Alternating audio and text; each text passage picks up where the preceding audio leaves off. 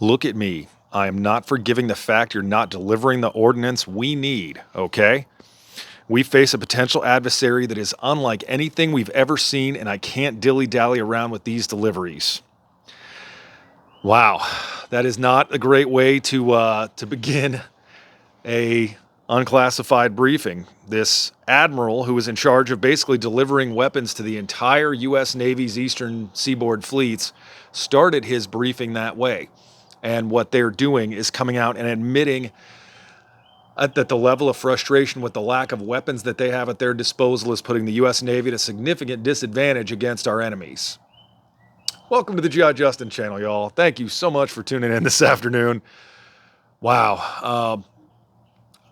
Again, another one of these days where the headlines coming out don't look good. I read this article today, and we're going to reference a little bit and discuss what the heck's going on. You know, we're already in a situation where we've talked about it a couple times now, where the military is admitting that they're critically undermanned and understaffed, and we don't have enough people, we don't have enough trigger pullers, we don't have enough pilots.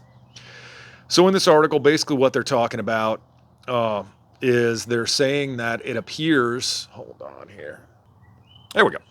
It appears that the war in Ukraine is costing us readiness by the amount of weapons that we are supplying them with, and we are not able to manufacture replacements fast enough to bring us back up to basically the ability to fight a real war.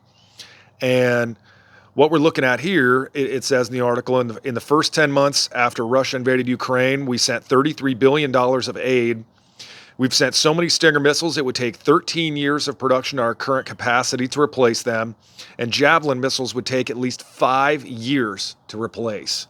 So we're sending all of our stockpile to Ukraine, and we don't have the ability to reload these weapons back into the inventory.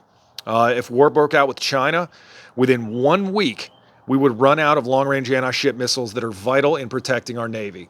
1 week.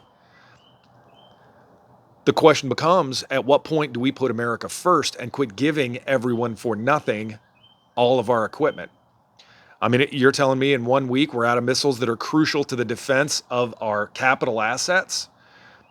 You know, at what point do we start looking at all of these briefings that these generals are giving us when they're saying, hey, we don't have enough people. Hey, we don't have enough logistics. Okay, cool. If we get into a shooting war with China, we have 1 week's worth of missiles. We better swing for the fences and give them the knockout blow as fast as we possibly can.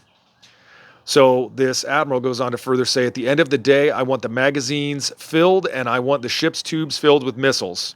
And he's very unhappy that it's not happening, and problem likely won't be solved until the middle of 2024 in terms of getting us at least a capacity where we can run at a higher level and create more of these missiles and get more of them kicked out. I find that to be completely unacceptable. I mean, you're meaning to tell me that even if we can find the pilots for these aircraft and we can find sailors to work these ships, we're going to send them out knowing that hey, in a week, I don't have more weapons to send you. We can't ferry out more missiles. We just don't have them. While we're sending $33 billion worth of aid and all of these amazingly huge systems to Ukraine and all these other countries in the world that we're helping kind of prop up a little bit. And this whole thing kind of started at the end of the Gulf War, where we said, hey, we've got other things we need to spend money on. Let's not continue to ramp up our industrial complex for the military.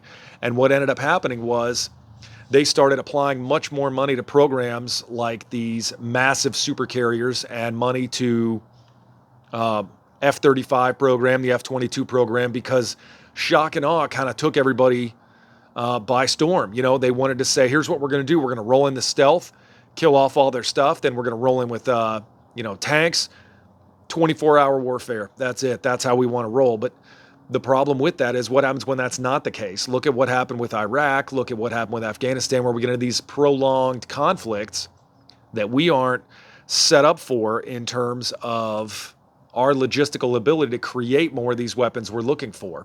So basically, last year, Lockheed made about 7,500 artillery rockets that we've given to the Ukrainians. They're called HIMARS. HIMARS is an Army asset that is a very, very super accurate long-range rocket. Um, and basically, this year we're going to bump that number up to 10,000, and it looks as though it would take us several years to replace these numbers because we need them too. I mean, we have to train with them for one part. We don't just go out as the Army. We don't go out and play like, pew pew with lasers all the time. We actually do use live ordnance and live weapons for training. You can hear it in the background of some of my videos sometimes because there's a military range not far from here where they blow stuff up and you'll just hear the boom in the background. Personally, I love it. But that's part of it too, is we got to go out and test this stuff in real life. We can't just do simulators and simulated stuff. We actually have to know what it's going to feel like to fire one of these things off in real life. So between our training needs and actual defense of the United States and equipping our infantry units and our artillery units, everybody with the equipment that they need to do their job, I don't know how we're going to do that if we're proving right now to the world that we don't even have greater than a week's worth of inventory. So I think the big answer here is we're going to have to start ramping back a little bit and not just giving a free run to anyone who needs our help. It's kind of important, to look out for America a little bit, and when I did the video about nuclear preparedness, one of the things we talked about in there is if you're taking care of your family but not taking care of yourself, what happens when you have to provide for them because you're the one making the decisions and doing the planning for the family? And this is one of those cases. How are these small countries going to be able to defend themselves if we don't have anything to send them, or if we're facing destruction because we don't have anything to fight ourselves with? Taiwan alone, there's a $19 billion backlog of orders for Stinger missile and rocket motor parts. 19 billion with a B. That's amazing. And what, one of these Pentagon officials, no one anticipated the prolonged high volume conflict we're seeing in Ukraine or that we might see against a strategic competitor in the future. Okay, so I get it. I've fallen in love with the shock and awe. We've gotten used to crushing dudes just fast, rolling in, destroying their infrastructure, destroying their ability to fight, and then we move on and do what we want to do. But what happens when we face an enemy that we can't do that with? So I think the answer is we have to accept the situation as what it is and say, hey, okay, great. We have a problem. Throw money at it and fix it. And I think that's what we're doing because we're increasing our budget significantly to start making more of these things. And I think we're going to bump the budget up by about as much as we can from the estimates that I've seen. So I think that is the answer, is accept the problem and start looking into how can we ramp up production with these companies, give them more money, give them what assets they need that the government can provide through contracting, through government assistance to start kicking these missiles out as fast as we can, because the last thing we want to do is send our best and brightest to fight our nation's enemies with 3/4 empty magazines. So thank you guys so much for watching the channel. I really appreciate it. Thank you so much for subscribing. You guys are doing awesome with that. It means a ton to me, and it really does help me kick out really, really awesome content for you.